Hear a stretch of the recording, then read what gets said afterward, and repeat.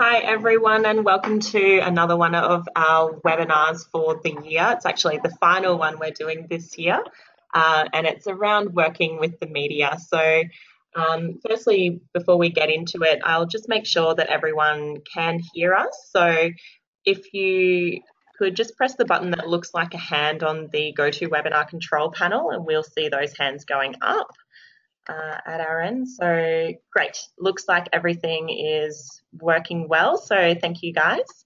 So my name's Carly and I'm from Community Legal Centres Queensland, and today we've got a special webinar. We've got a panel session, so hopefully you've got your questions ready for our media workers. I would like to acknowledge the traditional owners of the land on which we're holding the webinar today. So we're in Brisbane, and the traditional owners here are the Turrbal and the Yagara people. I wish to pay my respects to their elders, past, present and emerging, and acknowledge the important role that Aboriginal and Torres Strait Islanders continue to play in our society. So as this webinar is being viewed by people around Queensland and Australia, and our presenters are sort of spread around the place, I'd like to pay my respects to the traditional owners of the land throughout the country and acknowledge that there's still a lot of work to do in terms of achieving reconciliation. So firstly, I'll introduce Kathy Baker, who is our Communications Manager here at Community Legal Centres Queensland. She'll be facilitating the session today, and we've got two fantastic journalists on the line as well. So I'll let Kathy introduce them, and we'll go from there. So what we'll do is we'll take questions throughout the presentation, because it is really it's a Q&A session. So I'll let you know how you can ask your questions, and hopefully we'll be able to get to them all within the hour we've got allocated today. So there are two ways you can ask questions. If you have a microphone, you can press the button that looks like a hand, and we'll see your hand go up and we can unmute you and you can ask your question verbally. The other way is probably the easier method is just to type your question into the question box. So we'll see those come through and we'll read them out and throw those to our journalist guests. So I think that's all of the housekeeping for today. We are recording today's webinar, so for those who may not have been able to tune into the live version, you can have a listen to it later on this afternoon on our website. Okay, Kathy, so take it away. Thank you. Thanks, Carly. I was lucky enough to work with Anne Gregory, one of the world leaders in the PR industry, a couple of years back. And one of the things Anne often said was that unless an organisation communicates what it doesn't exist. So what as a sector do we do about that? Our community legal centres are time poor. We have limited resources. We have no staff with specialist skills in this space. And now we have to promote ourselves on top of everything else. I think it's really important we engage with the media, and the reason being is that it promotes real confidence in our services. It creates a legitimacy about who we are, and it also generates support through things like donations and people volunteering for us. And as we found earlier this year when we were campaigning against the government reversing our funding cuts, it's very difficult to cut the funding to a well-known organisation. And decision makers will only really support a charity or fund its services if they believe its cause is important. So because of this, today I've invited two prominent journalists to join to chat with us about the best ways of working with the media, David Chen and Josh Robertson. David is a journalist based in Townsville's ABC Newsroom, and he's been working in Townsville since 2013 after spending 2 years in regional Victoria working at the ABC in Horsham. And David works across web media, TV and radio. We also have Josh Robertson, who's a journalist in the ABC's Brisbane newsroom, and he was previously, up to about a couple of weeks ago, with The Guardian Australia.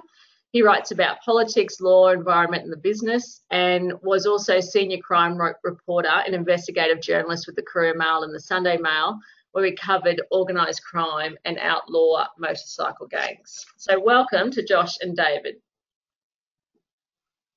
So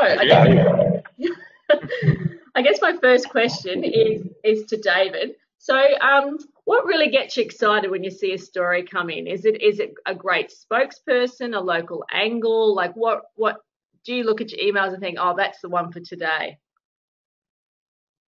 Yeah. Well, it depends on, I guess, the story. I guess for you guys, a great example would have been the Robodebt case with the federal government and getting people to call into Centrelink with their debts. I was just thinking about one of the best examples I thought for you guys to kind of promote was the Senate was doing some local inquiries about what was happening around the country with robo-debts, and there were some really good submissions, I think, from the local Townsville Community Centre about, how they had clients who were really worried sick because they got these letters and were struggling to pay. And as a journalist, when I saw that, I thought that was a great story because you had, real people, I think that's what we call it, like, ordinary people who are being affected by this national issue. And we had a great local story there, which we could have done something on. And I guess for us, to see the stories, to see all those real human stories is what we're really after. And is it really important to you that those spokespeople are local? It depends on the story. I mean, if it's a kind of a national story, then not so much. I guess if someone's doing the story out of Canberra, Brisbane, it doesn't really matter where the spokesperson is. Someone from Brisbane, we're more than happy to take someone from Brisbane, just because it takes pressure off local staff. But for local news networks, for like ABC Townsville, for the commercial networks up here, they prefer to have it local because that's what they report on. They report on local stories, so they would rather someone local. It just very much depends on the scope of the story. If it's a national story for network audiences, then more than happy to take someone who's a Brisbane spokesperson or a Canberra spokesman. But if it's a local story that your local crews have been your local lawyers have been working on, would love to see someone local talk about it. Sure. Okay, that's great. Just a question to Josh, because you've worked across a couple of news sources, Guardian Australia and ABC. Is there how are there different stories you'd like to be pitched in different ways? So would you get a story that you think this is a Guardian story, but it really isn't relevant to the ABC, or this would be more a local media outlet? Like, how do you like to be pitched according to the media you're representing? Yeah, well, obviously, like, for example, with The Guardian, it's a national audience, so you're automatically thinking of whether something will resonate with the national audience. That this sector is frequently going to come up with those sorts of stories. I mean, as David mentioned, the robo-debt people who are suffering under the sort of the bureaucratic insanity of the robo-debt situation are obvious candidates who tell their stories, and they will resonate everywhere. The issue applies right across the board. There could be things that are situated more locally. For example, when the G20 was on in Brisbane in 2014, issues around negotiations between protesters and police prior to the event and prior to there being these fairly draconian street protest laws brought in for the event. It was community legal centres, people from community legal centres who were right in the middle of those negotiations. And that was a matter that really applied to, it was situated locally, but it was of interest even internationally, how that was going to turn out, and the issues that were raised by that, certainly nationally. So with the ABC, again, that organisation has national reach, so it can cover things of both local and national significance. But you do, obviously you look at something with an eye to how far it's going to resonate. Sure.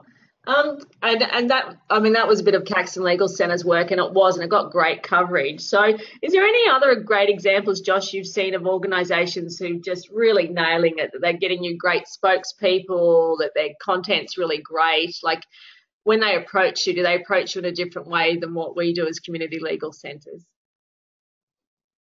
Well, yeah, look, there's a variety of different sorts of approaches. Some people engage experienced public relations operatives who have, good contacts with journalists and sort of know what particular journalists are interested in, or know what kind of outlets might be interested in what stories. and some of them are very, good at summarising the material and presenting it to harried, busy journos to decide very quickly whether or not they can pursue it further. A good example of an organisation which is, classed as a community legal centre that engages very effectively with the media right across the country is Environmental Justice Australia, which was more or less the EDO Victoria, from what I understand. They get on the front foot with most things that they do, and they're awfully prominent as a result. Okay, that's great. And with David, maybe if you can speak about the timing. Is it just, I don't know if I don't know if I do, but I don't know how much people understand that the news agenda drives the timing of some stories. That sometimes it's the time of day it's going to resonate better, the time of year, like if it's New Year's Eve or Christmas, or just the timing of how those kind of timing issues come into account when you're covering a story. Yeah, well, that very much depends on the story. I mean, with the Robodebt stuff, I mean, there would have been a great time to raise that issue when, Senate inquiries are travelling across the country, and that makes it the hook, I suppose, the reason why we're reporting on the story. So if you wanted to approach a local journalist and, say we want to do a story on this, it'd be great timing because the Senate committee's in town today or in town this week. So that makes it, perfect timing for you to do the story. Sometimes if stories are strong enough, they don't need a timing. They just come out by themselves. I guess, I can't think of an example at the moment, but, if a story is really strong enough, if you have a client who is willing to tell their story and it's quite a strong story, either locally or nationally, you don't have to pitch, you don't have to consider your timing. You can just do it, and it doesn't matter what happens that week, because if it's a good enough story, journalists will make time, will make space for that story. It's just very much depends on what's happening in the national and the state sphere. I mean, if the state government's considering some policy that, community legal centres have a stake in it, that's a good time to intervene. It just very much depends on what's happening on the national and state kind of news agenda, and you kind of just have to take into mind what's happening out there when you're thinking about your stories and what you want to tell. Sure. And how far in advance, David, would you like to be pitched a story? Or is it, if it's topical? It depends on. Or if it's topical on the day, if it's worth it, a journalist will make the time to get it done. Look, if it's a very complex story that requires logistics, I guess for radio, you don't need that much time. It's just someone talking over the phone and for a quick grab, for a 20-second grab. So that can be done in a couple of hours. For television, requires a bit more work. If it's a topical kind of topic of the day, then, journalists can get it done within the day. But if it's a kind of investigative, really complex issue, such as native title or something like that, that might require, a couple of weeks, a month. It just very much depends on the story. If you've got clients who are very vulnerable, then that might take a bit more time because you have to speak to them and convince them to come around. So, it depends on what's happening on the day. Look, if you know that you're going to have a busy month and then you won't have time to work to, cooperate with the journalist on the story, then it's up to you. You can, leave it or pitch it to them a month ahead and just say, look, I'm going to be busy for this period and we're going to get back to it at this stage. They can come back to it then. So it depends on your workflow and, what's being planned for the week.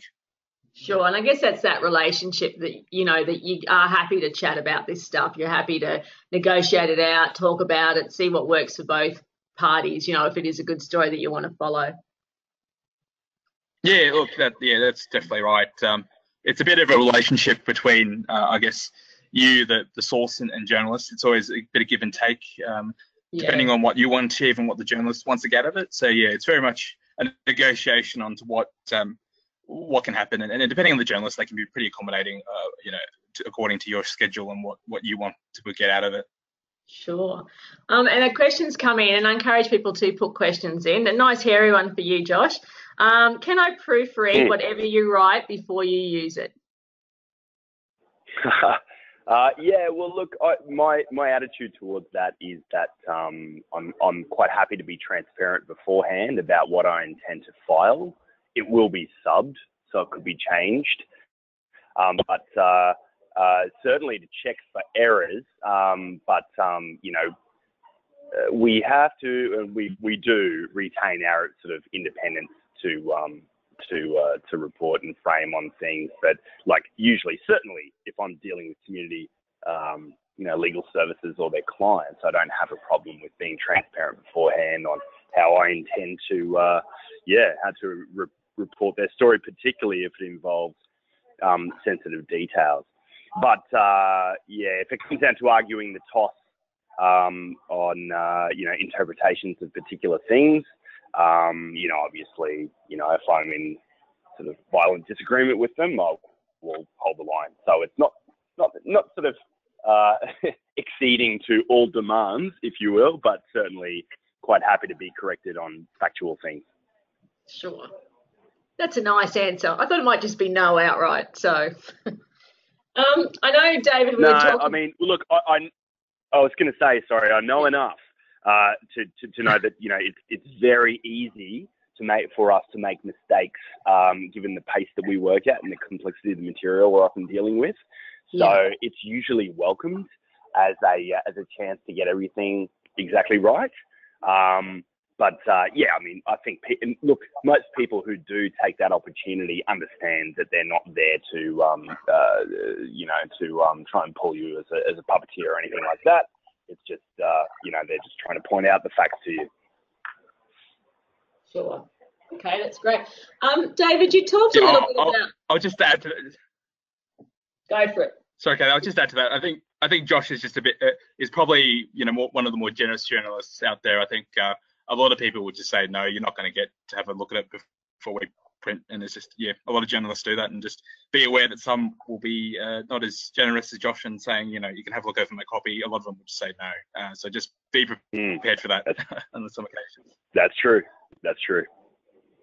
And I guess it's just trusting you to do that, that you're going to do the right thing, that you want to tell people's stories. And I guess that's another question that I hear often is, I know, David, you spoke about clients and the real need to speak to clients because then it makes the story real, but our legal centres are very reluctant to put forward clients. So why would a centre trust you that you'll support a client, protect their identity, make sure that you tell their story? Like, how can they trust you to do the right thing by, say, a woman experiencing violence who's been asked to appear on TV?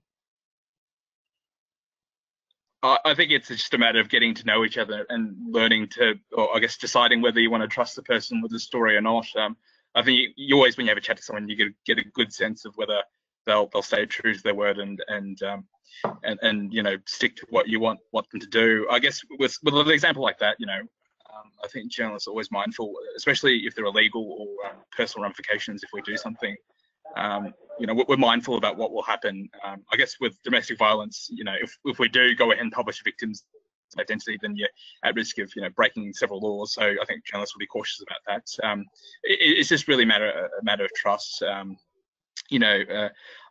did a recent story with a former worker from Manus Island who, got rejected for his insurance claim for PTSD, and he was a bit worried about what I'd say, but he trusted me and he was quite happy with what happened. So it's really just a case of speaking to your journalist, understanding whether you can trust him and taking that decision on whether you can. Some journalists will be a bit more cavalier with some things, but I think generally with things like domestic violence, journalists are pretty cautious about what they do, and they don't want to worsen the situation for the person that you guys are putting up to speak. Sure. Josh, do you want to add anything about making it safe for people to tell their stories to the media? Yeah, sure. Now, I think that you probably want to have an awareness of the media outlet that you're dealing with and the way that they generally treat such matters. That helps. Individual journalists vary. So, what David said about getting to know, or, somebody at the centre who gets to know at least a journalist's record, that does help because, their attitude to risk will vary. The thing is that myself and many other colleagues deal routinely with very sensitive matters where you have to be kind of a one-way valve between two very sort of volatile elements. For example, police and criminals. I've personally dealt with domestic violence victims, and obviously been extremely selective about what kind of information to publicise. We routinely protect the identity of people who are in sensitive positions, and even while the cops are trying to get judges to order that we give up our phones, Triple C is trying to get us in for star chamber questioning or get us on the hook or whatever. This is what we're routinely dealing with. So properly dealing with confidential information, sensitive information, it comes with the job. Most of us aren't new to this. Thanks, Josh. And just drawing on your experience, because I know you had a lot to do with the court system and covering the courts, that because I've got so many lawyers around us, that the lawyers in particular want to ask if you're talking about something that's happening in front of the courts, if there's a risk of defamation or there's legal aspects around speaking openly about an issue, what sort of checks and balances do you do to make sure that you can say those things publicly?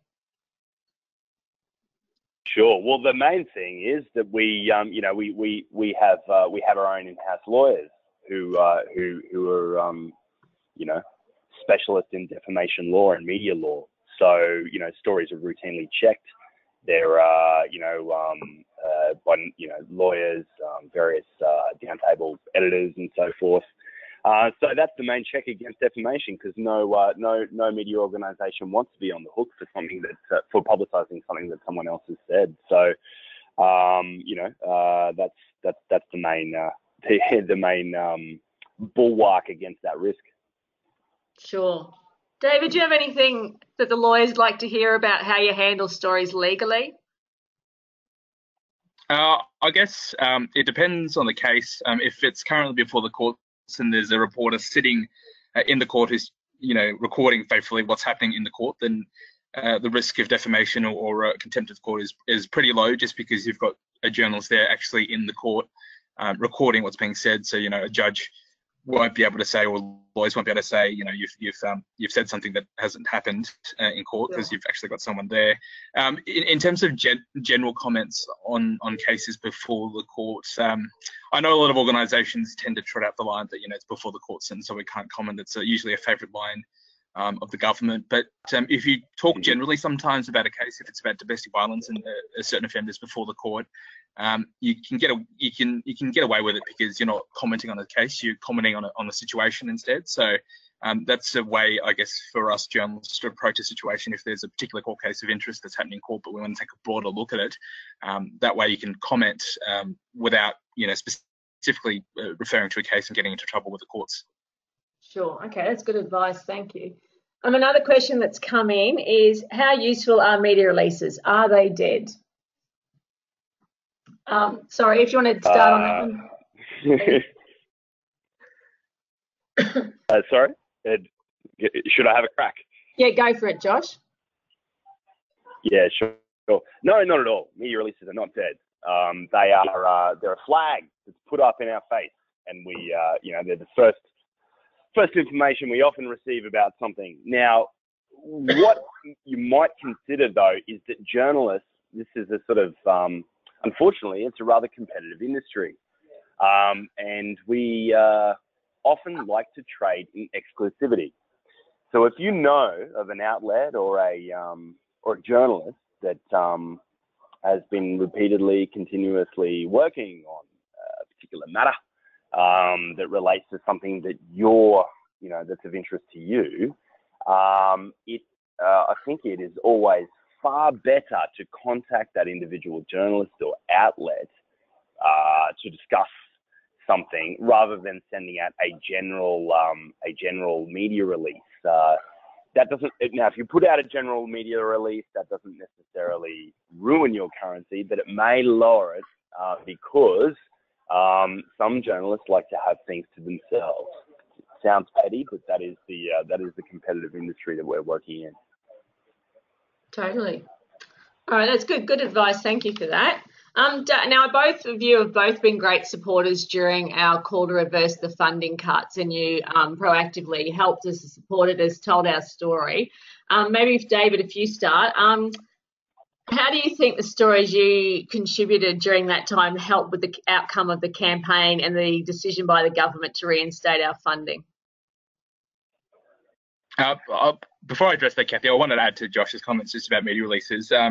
In the regions, I think because everyone's time poor and there's not many journalists about, and some of them are pretty young, I think media releases are a great help just because it helps fill bulletins. Sorry to say, but when your journalist is trying to churn out 3 or 4 stories a day, a media release will help and it will get noticed, especially if it's on a big story. So, in the regions, a media release will go a long way, will get you a bit of attention. But yeah, as Josh was saying, in capital cities like Brisbane, journalists are competitive and they like their own exclusives. So your contacts there will help you better than they will in the regions. But in the regions, a media release is always greatly appreciated, depending on the topic. So just on that one, about the funding campaign. Yeah, look, I think local politicians in our regional areas do take notice of if the media is concentrating on a specific topic, and all the media outlets were doing stories on the cutting of funding, especially to domestic violence services. That was a big issue up here because Queensland had that spate of deaths because of domestic violences. And when you mentioned that funding's going to be cut to community legal services, including domestic violence services, that definitely raised a lot of eyebrows and got a bit of attention. So that reporting, especially if it's on a topic that's high in the intention of the community, that will certainly get you noticed and will help in your campaign in terms of stopping funding cuts or whatever it is. Sure. Josh, do you want to add anything to that? Because I know you're involved in that issue. Yeah, I mean, just that, as we know, politicians respond to public pressure, public opinion, and their shorthand way of detecting that is the volume or the intensity of media coverage on particular issues. So I do think that anything that covered the the concerns about the impact of withdrawing that funding contributed to that. It was just across a full gamut of community legal services. There was just sort of myriad potential for covering the dire possibilities of that being carried out. So I think like dripping water on a stone. Every little bit of it has its effect. Yeah, that's true. Thank you for that. Someone sent a supplementary question in relation to the media releases. How important are media conferences? Are they still worthwhile doing? Is this only in Brisbane or regional areas too? And what makes a really good media conference? So maybe, David, if you want to start off with that one. Look, in regional areas, media conferences are pretty important just because our local TV networks will always need vision and they'll always need grabs from a spokesperson. So they're worthwhile because, if you get interested in a media conference, you'll have Channel 7, Channel 9 and a wind turning up. So you have 3 cameras there and you'll get a chance to say what you want to say. What makes a good press conference? Someone who's, I guess, confident in their ability to speak in front of a camera. It's not always easy when you have 3 lights shining in front of your face and questions being thrown at you from the left side of you where you can't actually see. Just have someone who knows what they're talking about and can, speak normally. We find that some people get over media trained and then they talk in 10-second sound bites, which no one actually really wants. We just want someone who's a human being and can actually tell us, as if they were talking to us what the issue is about, what it means, depending on what the issue is. I definitely think there's still value in regional areas with press conferences. You get some attention, and just speak normally. I think would be the best advice. Sure. And Josh, would you say the same thing, that you'd like a client as a spokesperson, a board member, a staff member? Who do you find is really good to be the spokesperson and that kind of an event? I think the clients, because they're of their direct experience, are the most compelling talent in that situation. It's the authenticity factor, but conversely, any lawyer or a board director, of an organisation, if they're if they can explain tersely about a complex issue, they can cut through something. If they're their expertise, if they can lend expertise to an issue, that's also really helpful. Media conferences, I know coming from print, we generally regarded them as just for TV. They were mainly for TV to give vision. However, they can be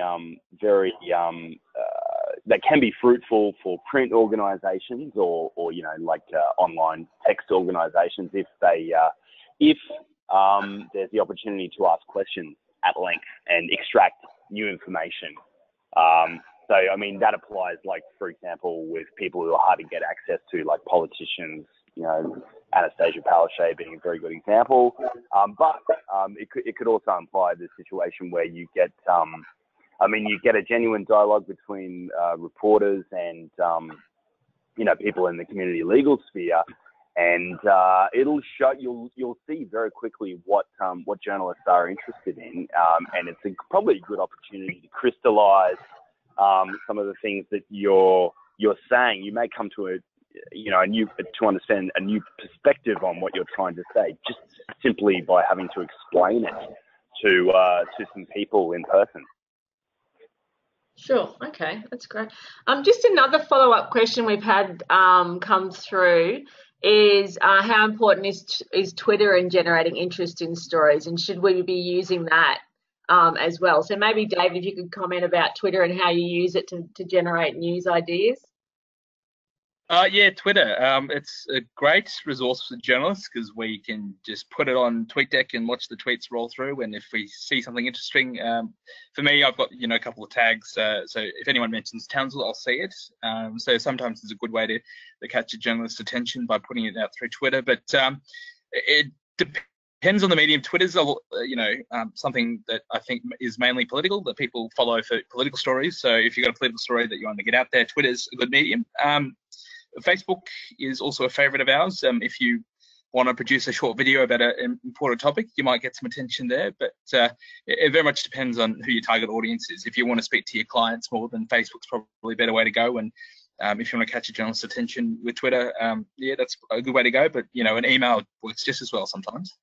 Sure. And Josh, I think you got involved with Community Legal Centres Queensland initially through a Twitter chat. So do you find Twitter useful for finding those kind of stories and ideas? Yeah, I do. Look, I think that, certainly for engaging with journalists and politicians, probably too, if you want to have a bit of a lobby, if you want to do a bit of lobbying, although I know that can be a bit dicey if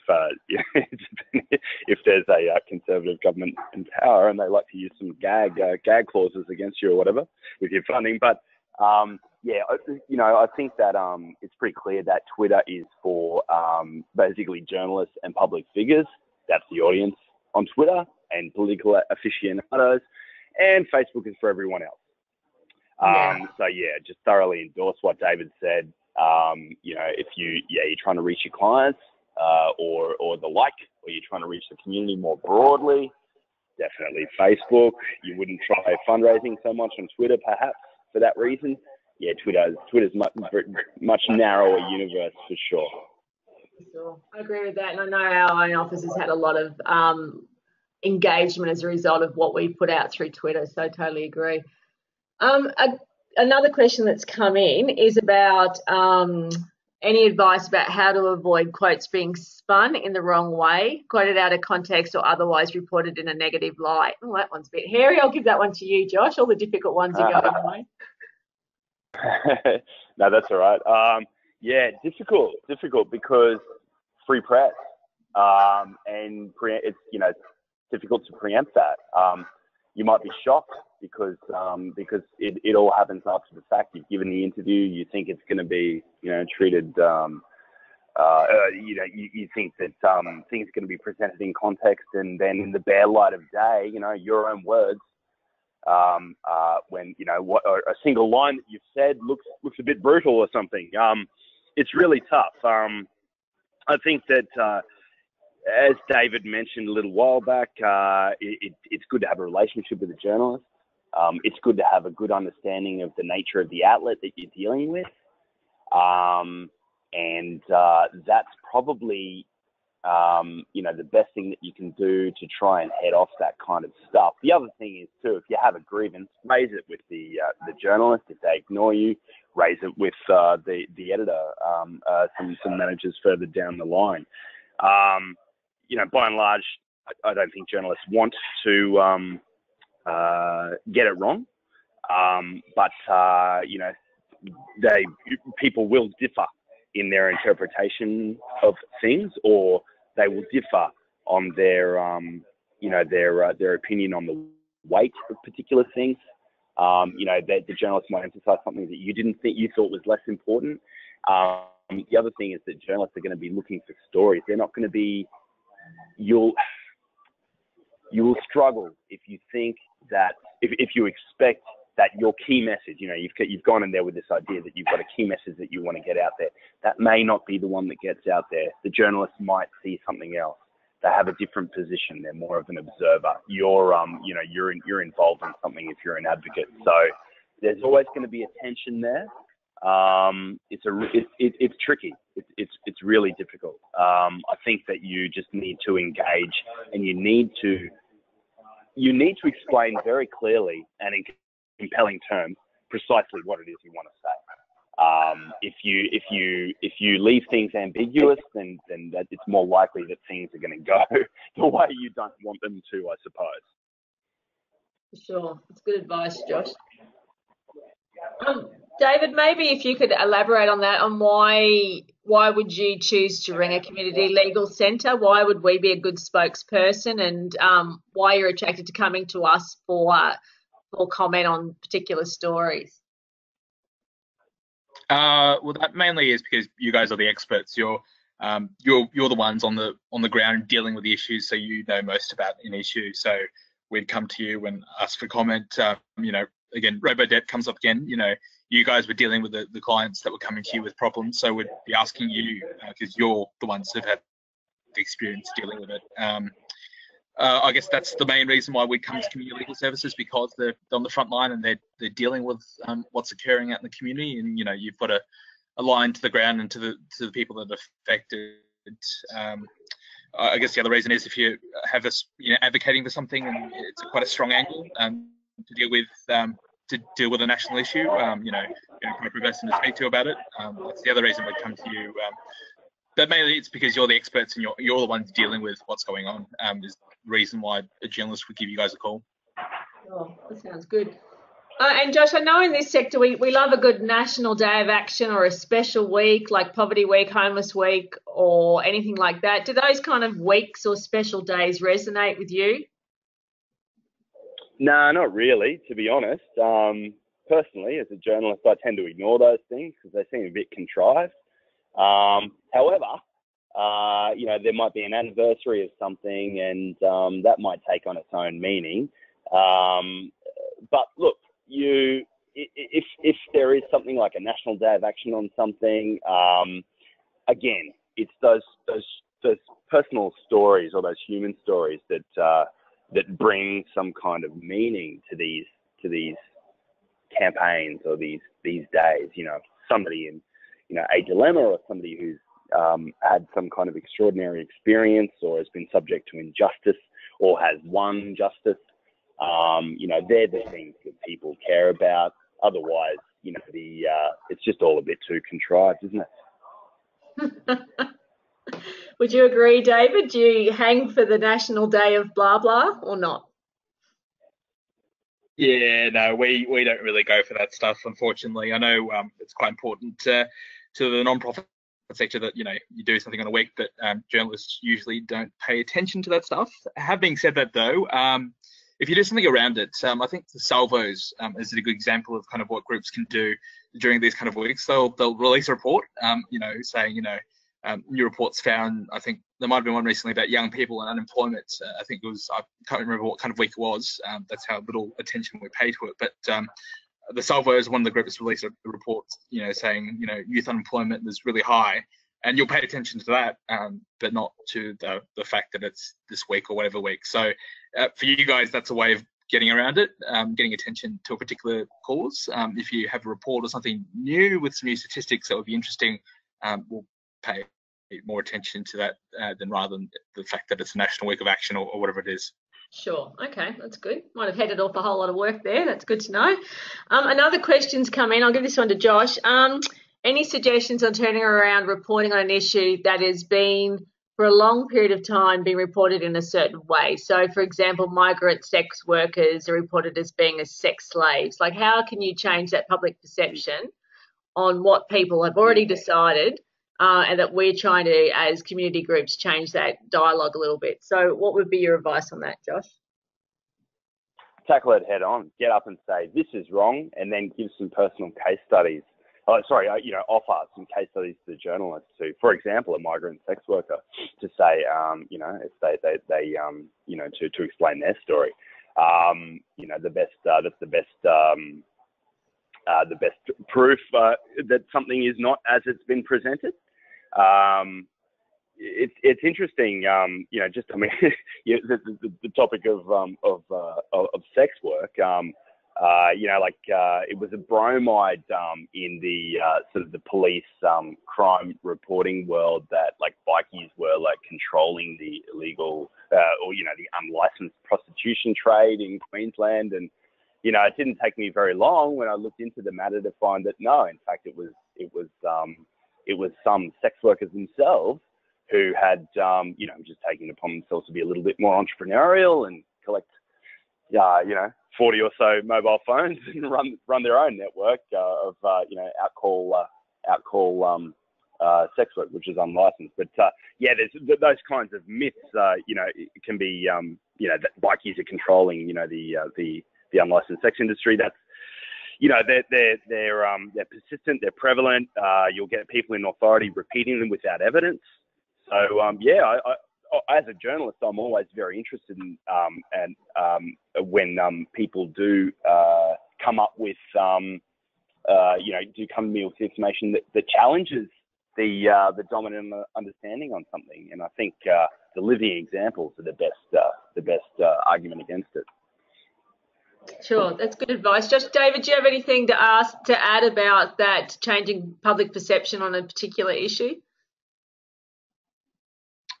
I think what Josh has said is pretty accurate, but I guess the only thing I would say is that sometimes issues that you think there's no attention for or there's no interest in, you might be surprised. There's always going to be interest in doing stories on, say, the underpayment of backpackers. That's always a issue that's that journalists are always interested in doing a story on. And I guess it's just the case of I guess you can bring a topic back into the limelight or the perception of the public by having those strong human cases, by saying this is what's happened to this person, and despite what people are saying, it's still going on. I guess that's a way of bringing an issue back into focus and into attention, in terms of just getting those stories out there by having these strong personal cases which people can put a human face to. Sure, sounds great. Can I add to that as well? With in terms of if you want to challenge a sort of a dominant like meme or theme or whatever.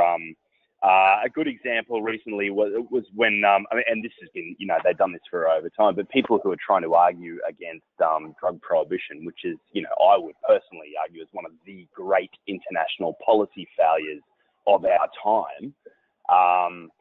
When they put up the likes of Mick Palmer, the former AFP chief, he obviously has an enormous amount of credibility. So when you get people like that, somebody who was involved in law enforcement coming out and saying that, drug prohibition, in particular, arrests of small-time, drug possessors, particularly in remote Indigenous communities, when you come out and point out that that's a failure, and you have also the likes of, Keith Hamburger, the former Queensland Prisons boss, saying the same thing, that carries an enormous amount of weight. So you'd do well to try and enlist a sort of an authority figure to press your argument as well.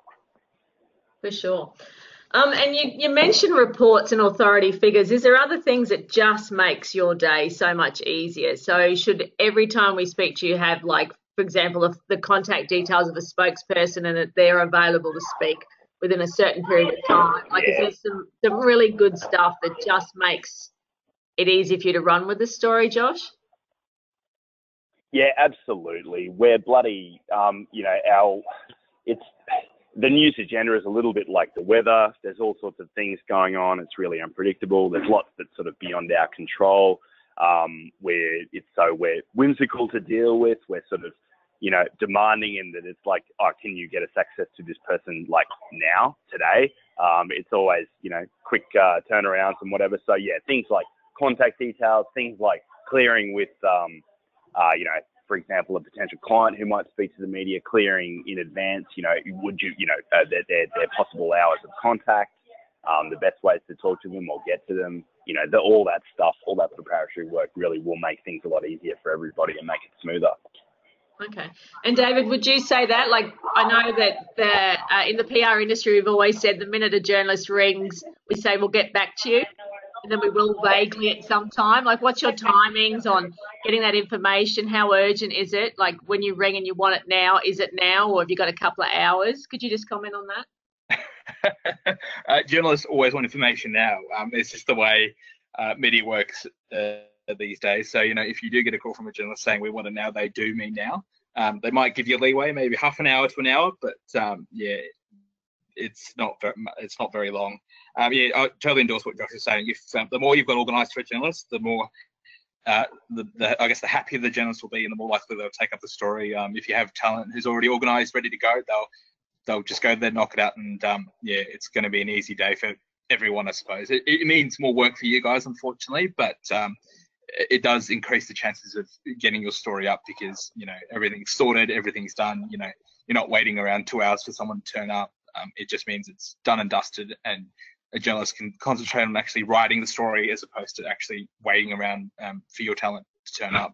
So totally what Josh said. The more organised, the better, and journalists will be a lot happier that way. Sure. And David, could you give us an example when you've just dropped a story, when you just say, I'm not going to continue with this because of those logistical support hasn't been put in place? Is there a good example of that? Ooh, he put me in the spot there. I'm sure there's plenty of stories that we've dropped because of logistics. Like, we cover Palm Island in Townsville, and it's a logistical challenge getting to Palm because you have to book you have to fly over. That costs money, and then you have to organise transportation on Palm Island. And if there's a story in Palm and it's quite not as strong as something that would catch national headlines, the journalists might just go, no, that's too tough, we're not going to do it, just because it's too much effort and not enough reward. There are some issues there, like logistics. If it's going to take you 6 hours to drive to somewhere, then a journalist might just go, it's not worth it. Just keep in mind those logistical challenges that TV crews and journalists have to face. For radio, it's much easier. For online, you just give someone a call and you can do it that way. But for television, it's just a case of logistics and keeping in mind travel time and how long it's going to take to actually film something. Sure. And Josh, have you got any roadblocks you can talk about that just stops us getting our stories up? Is there certain things that we don't do well that stops the story going ahead?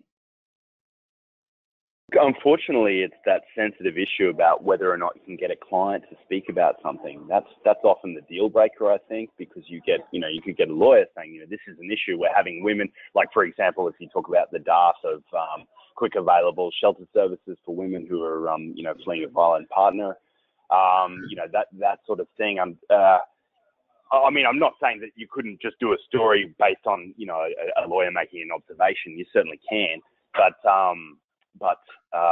it's that kind of thing where you don't have the voice of the person who's actually affected or actually involved. That's the thing that always gets, a story over the line. Is like there's something that's, people want to know the experience of the person involved. Sure. Okay, that's good advice. We haven't got any more questions coming in. So just as a summary, David, is there words of advice that you want to end with that that you could really inspire our sector to get more involved in this space? Look, I think the main thing is just to get to know your journalists and have a chat and, you know, get to form a relationship with them. That way, you know, if they give you a call, if the journalist gives you a call, you can have a chat and you don't have to be worried or guarded about what you tell them. I think that's probably the best advice, just to know your local media journalists and just have a relationship with them. I think that's probably the best advice I could give. Brilliant. Thank you, David. And Josh, any gold nuggets you've got there to inspire us to get involved a little bit more with proactively getting involved with the media? Yeah, I'm kind of just endorsing what David said, but yeah, get in touch and get on the phone. Actually have a chat. You know, see if you can get a bit of FaceTime with a journalist too. Like, you know, meet up. You know, if you can anticipate things coming further down the track, it's always good to sort of flag them earlier, because the journo could get a bit prepped up with the background. That'll help them to do it when the time comes. But basically, yeah, try and keep a dialogue going, because you'll get to know the journalists and the way they work. You know, with that in mind, you know, it mightn't hurt to just sort of do a tiny bit of media research in terms of like who covers these kinds of issues that you think, you know, your matter belongs with. You know, you'll see journalists having particular bents, because they're, you know, regionally based.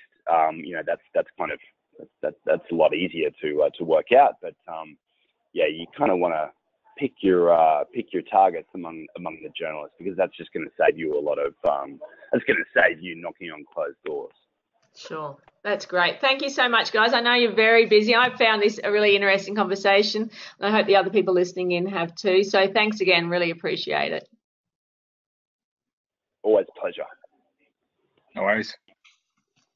All right, thanks Kathy, David and Josh. That was fantastic, and I hope that everyone you know, got to ask their question and will hopefully now engage much more with the media. They are not that scary, as we've learned today. So I would just like to thank you guys on behalf of everyone listening, and just remind everyone that we'll be putting a recording up on our website a little later this afternoon. I think that's everything. So thanks again for your support of our webinar series, the last webinar for this year. So we'll see you again next year. Thanks, guys.